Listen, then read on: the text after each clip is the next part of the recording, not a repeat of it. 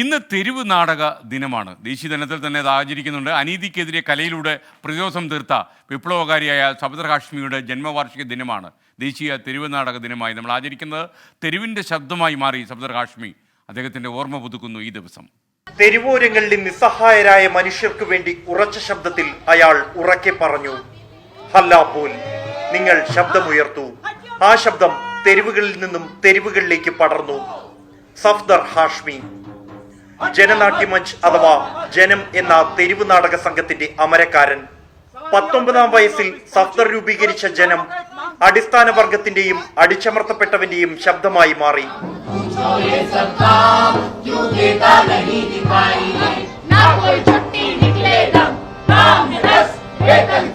ഹല്ലാബോൽ എന്ന നാടകമാണ് സഫ്ദർ അവസാനമായി അവതരിപ്പിച്ചത് 1989 ജനുവരി 1-ന്.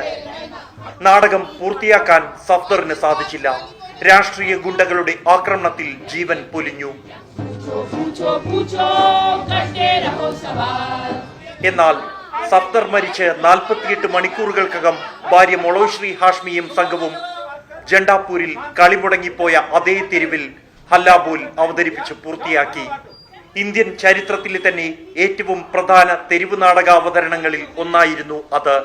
We perform among the people. Our audiences never stop us. Some gundas, some vested interest elements, they came and stopped us. How do we respond? Not by violence, but with our art and culture. സഫ്ദറിന്റെ മരണത്തോടെ ജനനാട്യമഞ്ചിന്റെ അവസാനമായെന്ന് കരുതിയവർക്ക് പക്ഷേ തെറ്റി.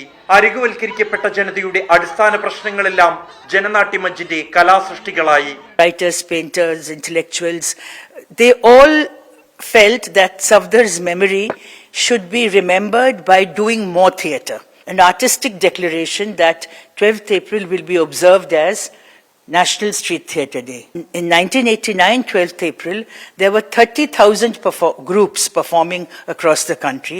ഇന്നും സാമൂഹ്യ തിന്മകൾക്കെതിരെ തെരുവുകളിലുണ്ട് സഫ്ദറിന്റെ സഖാക്കൾ.